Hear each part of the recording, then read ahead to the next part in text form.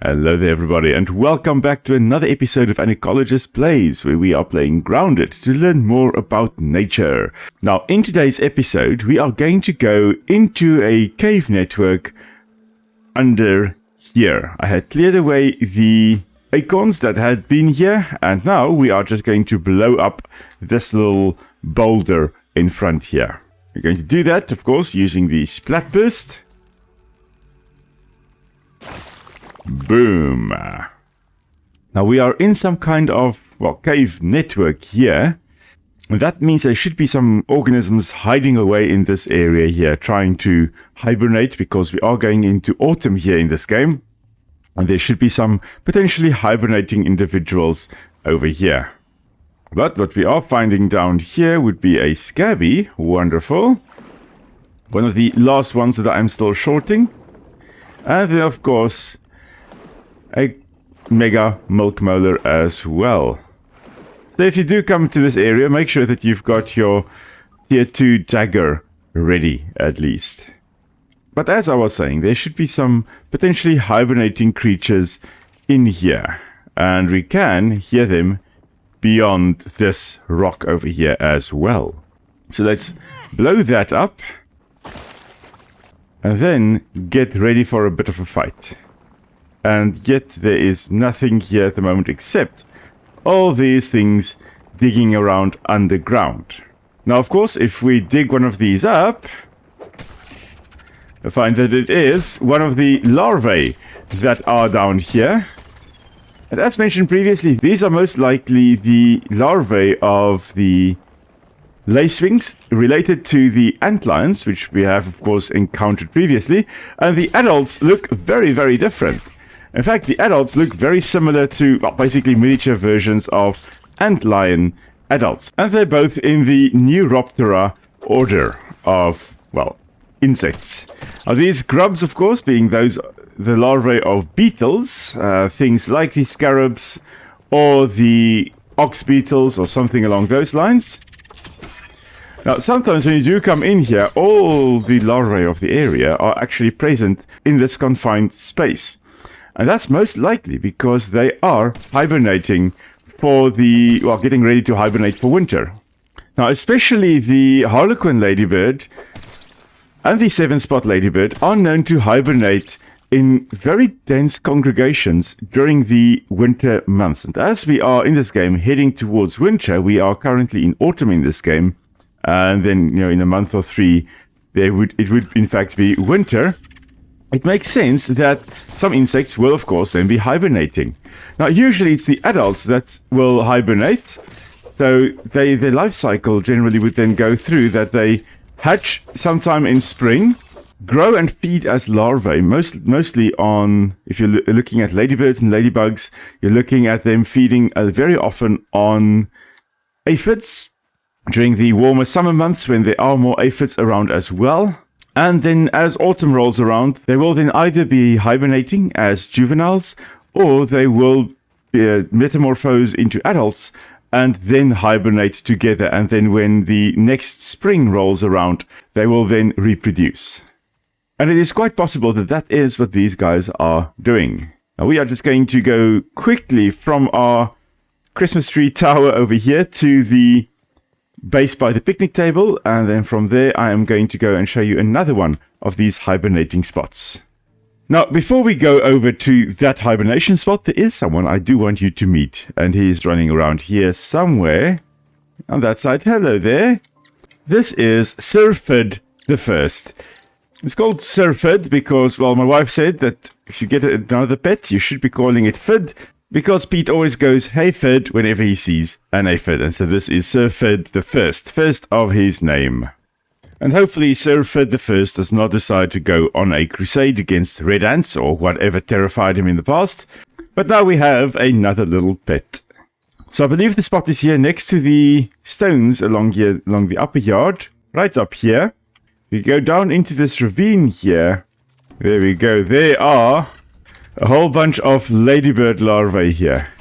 And it is quite probable that they are hibernating here for the winter. Now, many creatures, when they hibernate, will look for spots like this where they can actually spend a long period of time in relative safety. And either under leaves or, in this case, in a tunnel would be a good spot to be in. And that's why in our garden, for example, we don't rake our leaves. We leave the leaves as a nice mulch in the garden because it provides a very good home for things that want to spend their winter months or their time hibernating. And that includes things like wolf spiders and all kinds of other predators that will keep your garden relatively safe from pests or protect them against pests. Well, that was a massacre that did not go quite according to plan. We're basically eradicating all the poor hibernating creatures. These poor unfortunate souls. Now in this cave network, as you can see, there's also the mother lode of quartzite. Now quartzite is a type of rock formed by sandstone that was put under an immense amount of pressure, and that resulted in the sandstone actually metamorphosing, as we say, into quartzite. Now that usually happens when you have tectonic plate movement occurring and two tectonic plates pushing against one another. That results in enough pressure and heat being generated to actually melt the sandstone and metamorphose it into quartzite. And we've got some amazing mountain systems here where I am of what we call quartzitic sandstone, which is where the sandstone hasn't completely metamorphosed. There's still some sandstone present, but there are also lots of quartzite present as the heat and the pressure resulted in the rocks metamorphosing. Now we are currently on a little adventure going towards the tree stump over here. Hello, Wolfie. I've got a quest to kill 3 wolfies. And he just decided he wanted to help me. But what we are here for is actually an outpost, which will be around here somewhere. And we will have a look as we go around the stump. I think we'll be able to access it. And we have a new critter. We have ticks. Ticks, of course, being blood-sucking parasites. Let's have a look. Here are some ticks up ahead. Now, if we look at the stick here, there are, of course, another arachnid related to spiders and scorpions and mites. And, of course, they need blood in order to survive. Now, ticks like these in this game, they will be targeting all kinds of people. But in actual fact, most ticks will only feed on a few specimens in their life, 1 or 2. And that is actually a difference between parasites and predators. Predators will feed on many individuals during their lifetime, but parasites in many cases will only feed on 1 or 2 hosts during their entire life cycle. Okay, let's think we've killed all of them. Now, these ticks that we have just killed are all adults, and, well, either nymphs or adults, and I know that because of their number of legs. Because, believe it or not, ticks start out their life cycle as larvae with 6 legs, not 8. Even though they're arachnids, they start out their lives having 6 legs. These little 6-legged larvae so they hatch from their eggs, they will go onto a host, like a rabbit or a mouse or whatever, usually a smaller creature. They will then be feeding on that host until they are ready to metamorphose into a nymph. Here we go. There's another adult over here. And notice that it has 1, 2, 3, 4 pairs of legs along then with the mouth parts over there. So the larvae will generally seek out a host. Then they will be feeding on it until they've gotten enough energy to actually metamorphose into the nymph stage. And then, of course, they will again seek out another host. And then they will drink from that host as well. When they then have enough energy, they again, this now as a nymph. So initially as a larva, then as a nymph. Oh, looky here. So along the stump here, where I had been walking, there's a little package. Thor's pendant. This is the pendant of Dr. Wendell Tully's other child, his son, Thor. And this thing, oh my word, this is amazing. So as I was saying, the nymphs will then again be feeding on a host, until they are large enough, and then they will drop off again and become adults. So once they have then become adults, they then find one last host. And on that host, males and females will be feeding and finding one another. And these hosts would generally be large creatures like humans, for example. We would be generally the third host in the series of hosts. I'm not sure why I was jumping along here. Now, ticks are basically blind, so they can't actually see you when you are walking around, and their mouthparts aren't quite like this. Now, what they would have would be these chelicerae, so not quite as spider-like as it is here, but the chelicerae are also the fangs of the spiders, and so they are arachnids after all, and they have got their chelicerae over here, but they also have the so-called hypostome, which is more of a buzzsaw-like structure in the front here. And they use their chelicerae over here to actually open up a wound in your skin and to damage your tissues, which then results in a pool of blood accumulating, and they're then able to suck it up. The hypostome, which will be in the center, the chainsaw-like structure in the center there, has backward-facing barbs, which it will then use to actually hold on to you while it is lapping up or sucking up all the blood accumulating. So unlike a mosquito which pierces you, these guys are actually a pool feeder, and they drink the pools of blood that accumulate in the wounds that they create. Now, in the process of doing that, the problem is that your blood doesn't want to flow. Your blood wants to actually clot.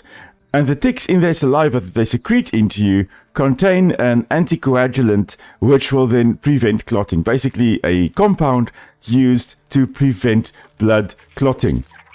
And that means that for a relatively long period of time, blood will be flowing. And that's important for them because they can feed for up to 24 hours or more at a time. And that's because you may think that most ticks will have a lot of things that they eat, but in essence, most of them will generally have 3 or fewer meals during their lifetime. Because as young ones, which only have 6 legs, they will attach onto something small, like a mouse, for example, and then they will then have one big breakfast, in essence. Aha, there's the stump. That's what I was looking for. And then once they have had this, and there's a tiger mosquito as well. I don't like the mosquitoes, but in any case, we are going to be fighting some of them probably as well. But then after they've had their big meal, they drop off, and they then molt into, I think, 8-legged nymphs, or sub-adults. I hear a wolf spider, and there he is. And there he was. Yes, now ticks of course cause a lot of diseases like the Lyme disease or tick bite fever or things like that. But that's because they host a whole bunch of things like bacteria potentially in their bodies. And when they bite you and inject with their saliva, inject the anticoagulating compounds or anticoagulants, that then results in those bacteria also making their way into your body, which then causes you to potentially get the disease. Now, we need to get in this one over here. Easiest way is to actually build. So I'm just going to drop a marker right there. Yes. And I'll be back. Now, before we build there, ticks like these ones here, although they are blind, they are still able to sense you quite easily. Simply based on the fact that they have got a very good sense of smell, that they will detect you via your odor, and they can also detect you with movements that you are making. Notice it is also covered in hairs. A lot of these little sensory hairs in animals are present to help them detect food or predators, potentially.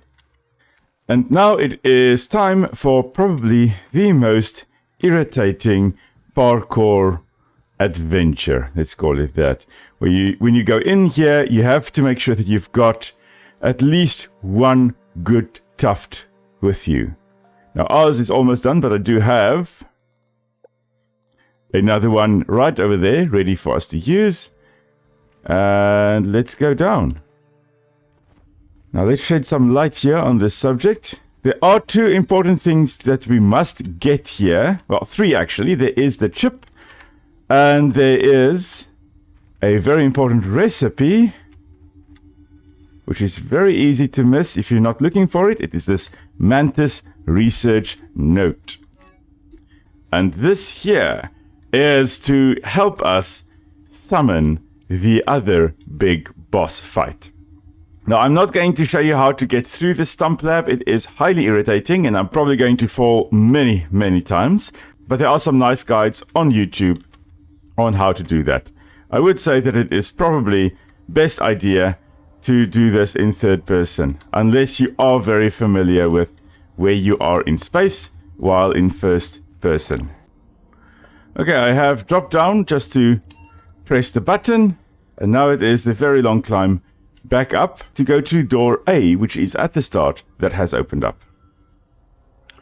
Alright, now that I have done that switch, I think if I go down here, right over there, yes, that is where I need to go.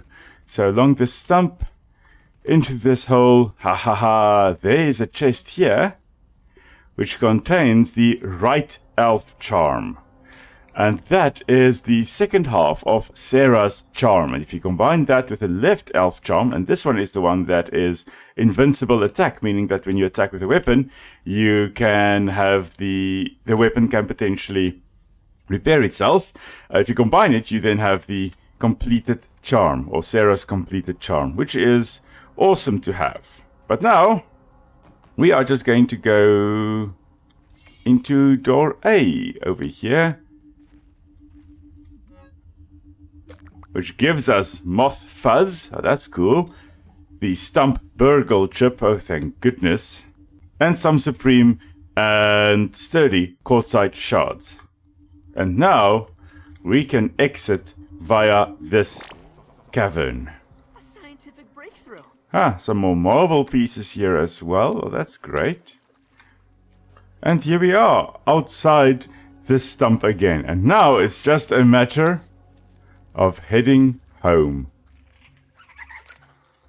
after killing some more ticks. And now that we are home safe, we are going to be creating the weapon with the probably most difficult to pronounce name if you are not used to it. And that is this one, the tick weapon.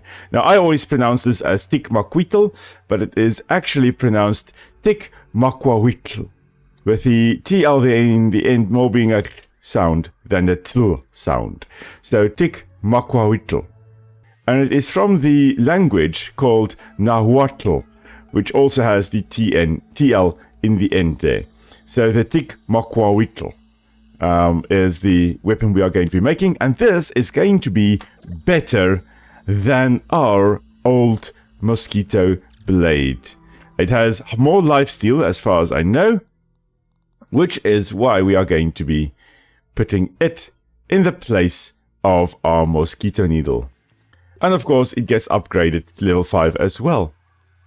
Now, I'm sure many of you have also seen this, and this is just for fun. The milk molars that we are collecting are not actually teeth. They are, well, calcium supplements recommended by 9 out of 10 scientists. Now, this is, of course, to make your teeth stronger. Now, I'm not sure what these 9 scientists have been eating, but if we're looking at what it contains, it's got vitamin A, C, D, and E, which is, okay, good.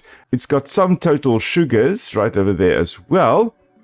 But if we then look at the ingredients, it's got glucose syrup, sugar, water, gelatin, sodium citrate, natural flavors, unnatural flavors, dentine from teeth, enamel from teeth, cementum from teeth, dental pulp from teeth, bone meal from bones, and it does not contain calcium.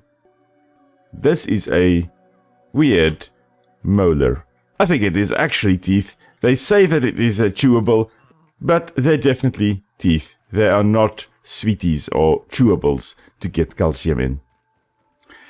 And so with our new weapon over here, the Tick Makwotl, we will be able to face whatever comes our way and heal in the process. So thank you again for joining me on our little adventure over here. I hope you learned something, well, about the weird ticks that we also have in this world. They really are amazing, but unfortunately, of course, they do cause diseases in humans and in animals, and for that reason we tend to not like them. But they are very important, mainly because they are a food source for a variety of creatures. And of course they do tend to keep certain animal populations under control as well.